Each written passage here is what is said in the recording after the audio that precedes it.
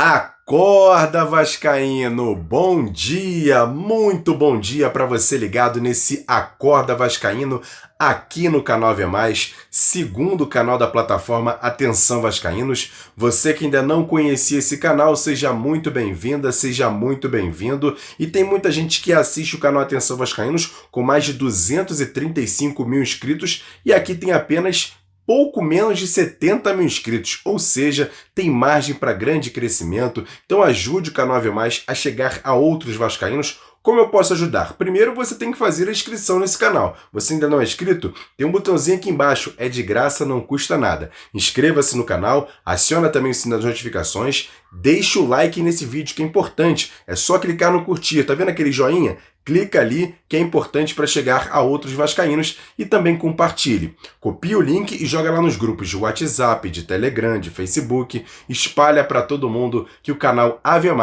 já está no ar com o Acorda Vascaíno e é um oferecimento da 1xBet. A 1xBet é a maior plataforma para apostas esportivas e palpites do planeta. Não tem nenhuma que chegue perto da 1xBet.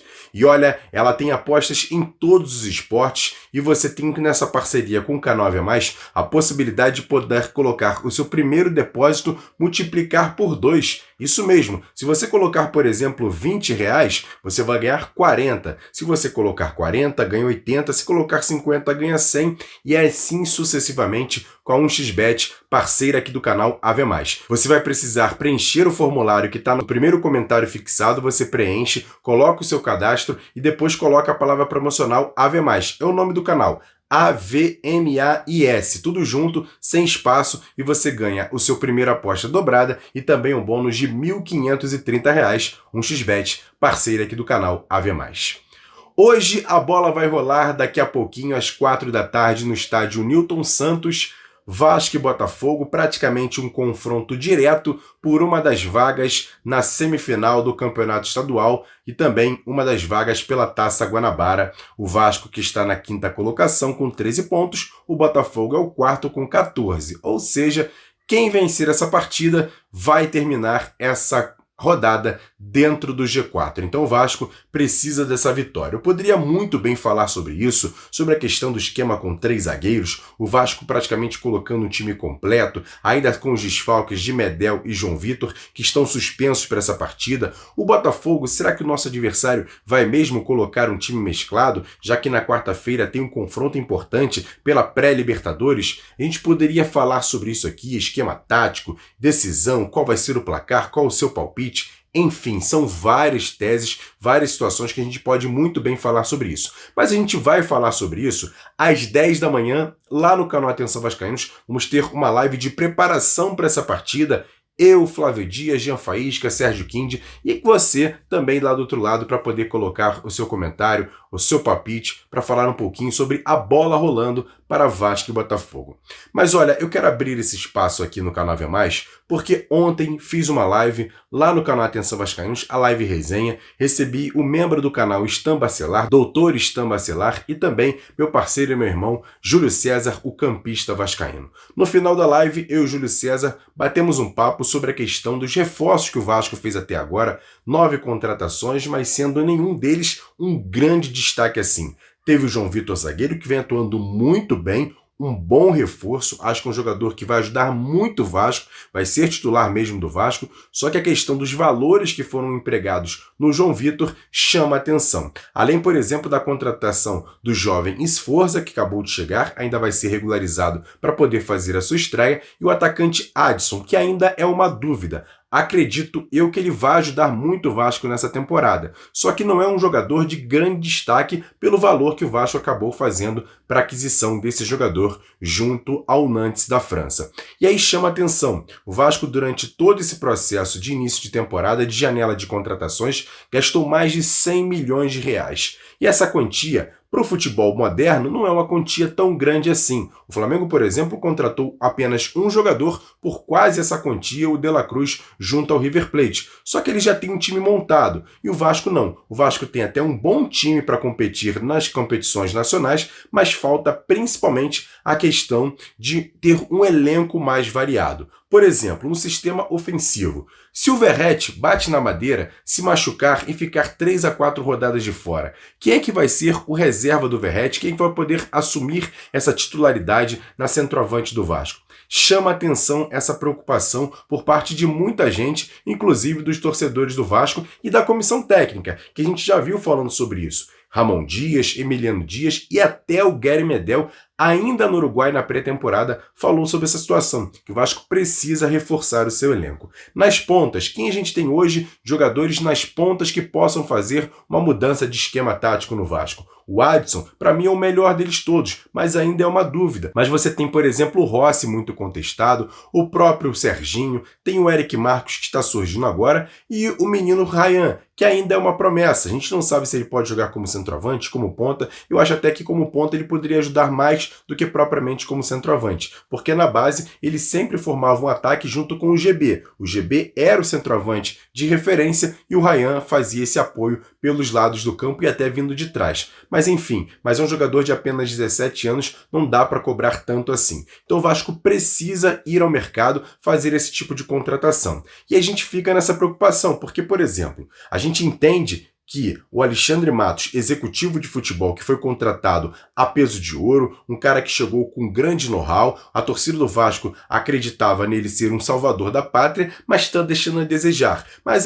ele está sendo atrapalhado pela empresa americana, que está, por exemplo, vedando algumas contratações. Mas vamos lá, para analisar. O Vasco já gastou mais de 100 milhões de reais. O Fluminense, que contratou muitos jogadores, não precisou gastar tanto para, por exemplo, enxertar mais jogadores de qualidade no seu elenco. O Vasco precisa de outros jogadores, principalmente no sistema ofensivo. Tem uma boa defesa, tem bons laterais, mas está faltando essa questão do primeiro volante que até agora não chegou. Um primeiro volante sólido. Chegou agora o Sforza, o próprio Galdame chileno vai ajudar bastante, mas não tem um primeiro volante ali que seja respeitado no mundo do futebol para ser um grande camisa 5 do Vasco. O Zé Gabriel tem feito boas partidas, eu gosto muito do Zé Gabriel, diferente de alguns torcedores, mas não é um jogador tão indispensável nessa maneira. Então o Vasco precisava dessa contratação. E o Alexandre Matos não vem, pelo menos, performando como performava nos outros clubes em relação à contratação de jogadores. Está deixando sim a desejar e está até,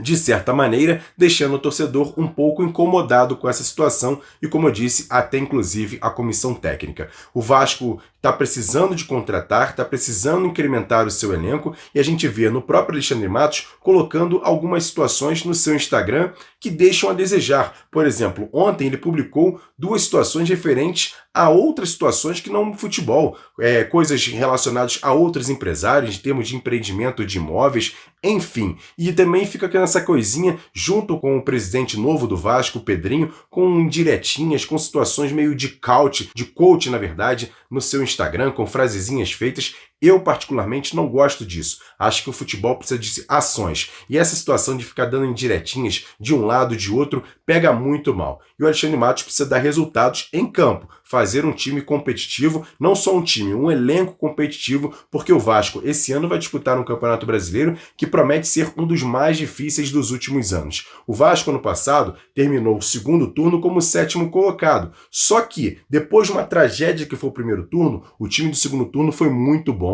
O time conseguiu resultados importantes, conseguiu se livrar do rebaixamento, bacana, parabéns. Só que não pode estagnar e ficar com esse pensamento de que foi o 7º colocado no segundo turno e que já está tudo uma maravilha, porque os times que estavam abaixo também se reforçaram, também melhoraram muito. A gente tem outros exemplos assim, Cruzeiro, Bahia, o próprio Corinthians que vem melhorando bastante, o São Paulo contratando, Fluminense, Botafogo, sem citar os melhores, né? Como Atlético Mineiro, como Palmeiras, como Flamengo, Fluminense, enfim, esses times melhoraram muito o seu elenco. E o Vasco está meio que estagnado. Contratou contratou pontualmente ali o zagueiro João Vitor para ajudar, mas de titulares mesmo a gente perdeu ainda, além dos jogadores que foram vendidos, como Marlon Gomes, Gabriel Peck, a gente perdeu 2 jogadores machucados nessa temporada, Paulinho e Jair. Então precisa voltar ao mercado, precisa contratar urgente. A janela fecha no dia 7 de março. O Vasco precisa voltar a contratar, fechar essa janela com pelo menos mais 2 a 3 contratações de jogadores para virem para jogar, como atacante de lado de campo, como um centroavante para duelar ali com o Verratti. Eu não digo nem para ser o reserva, eu digo para duelar. Para, por exemplo, tiveram uma situação que o Verratti não esteja bem, o Verratti não está bem nesse ano, teve uma contusão na costela, a gente entende isso, mas ele até agora não marcou nenhum gol. E se, como eu disse, se ele se machucar agora, não tem nenhum jogador para essa função. O Vasco precisa contratar um centroavante para disputar ali com o Verratti. Não sei se vai ser as mesmas características, algo parecido, ou até mesmo uma característica diferente, mas precisa contratar um outro camisa 9, vamos dizer assim. E claro, um jogador de meio campo, Dimitri Payet, por exemplo, não tem nenhuma sombra no elenco do Vasco. Ele é o único meia que o Vasco tem de ofício. O Praxedes está muito mal e muito mais abaixo do que o Dimitri Payet. Precisa de um jogador também nessa posição. Então, pelo menos 3 a 4 contratações no mínimo até o fechamento dessa janela para iniciar um bom Campeonato Brasileiro, que inicia já em abril. A gente está perto de começar, a janela já está se fechando e o Vasco parece que não está se mexendo tanto assim. A gente fica preocupado, bate nessa tecla aqui. Eu estou aqui colocando não só uma questão de uma crítica, mas um alerta para os dirigentes do Vasco e até para o torcedor do Vasco também fazer esse alerta. Já vem fazendo muito nas redes sociais, mas precisa cobrar sim essa situação. A semana toda a gente ficou batendo na tecla de arbitragem, de questões burocráticas de fora, a questão do VAR, a questão, por exemplo, de uma briga interna entre associativo e 777 Partners junto à SAF. Eu não estou querendo debater muito sobre isso. Eu quero falar de bola. E de bola o Vasco precisa sim ter esse alerta na cabeça, esse alerta na mente de que precisa se reforçar. E o Alexandre Matos precisa sair um pouco mais das redes sociais e atuar na sua função como executivo de futebol. Parar com essa questão de marketing digital e pensar mesmo na mão na obra. Contratar jogadores que o Vasco precisa para essa temporada 2024. E você, torcedor, o que você acha disso tudo? Acha que estou pegando pesado? Não, ele tem poucos dias de Vasco, dá uma trégua. Eu também estou tranquilo, eu não estava fazendo nenhum tipo de reclamação até esse pouco tempo, mas a gente está vendo que o Vasco não vem se reforçando, os outros times adversários vêm contratando bons jogadores e o Vasco tem ficado para trás. E olha, é um mercado que o Vasco está sem grana, por conta de toda a contratação que já fez nesse início de temporada, tinha um orçamento, o orçamento não pode ser ultrapassado e o orçamento foi gasto em jogadores que até agora ainda não mostraram tanto assim. Tudo bem que o João Vitor é titular, foi uma boa contratação, mas o valor foi muito grande. O Vasco tinha outros zagueiros e o Vasco precisa mesmo contratar atacante. É isso que precisa o Vasco, abrir o olho no mercado e trazer jogadores o mais rápido possível. E olha, as situações e a questão de jogadores no mercado está bem difícil de ser contratados. As posições já foram preenchidas pelos outros adversários. Os jogadores brasileiros, por exemplo, são raríssimas as opções nessa questão de lado de campo, de centroavante, e o Vasco está papando mosca e está deixando a desejar nessa questão de contratações. Mas eu quero saber a sua opinião. Logo nesse Bom Dia, logo nesse Acorda Vascaíno, aqui nesse Ave Mais, eu quero saber a sua opinião. Comenta aqui embaixo. O que você está achando do trabalho do Alexandre Matos? Eu entendo, tem pouco tempo, não dá para criticar tão pesado assim como foi, por exemplo, no ano passado, o último diretor de futebol, mas precisa fazer esse alerta, e esse alerta é muito importante para o torcedor e para o trabalho que está sendo feito hoje no futebol do Vasco. O torcedor quer resposta, deu todo um amparato para que o Alexandre Matos chegasse para fazer o seu trabalho, mas até agora, pelo menos para mim, está deixando a desejar. Eu quero ver a sua opinião aqui embaixo nos comentários nesse Acorda Vascaíno de hoje. Grande abraço, ótimo restante de domingo, 10 horas. A gente vai fazer uma live lá no canal Atenção Vascaínos e eu conto demais com a sua audiência. Se inscreva no canal, deixe o like nesse vídeo e sempre compartilhe. Lembrando que esse vídeo é um oferecimento da 1xBet. No primeiro comentário fixado desse vídeo tem um link, faça o cadastro e coloque a palavra promocional Ave Mais. Grande abraço, tamo junto, valeu, fui!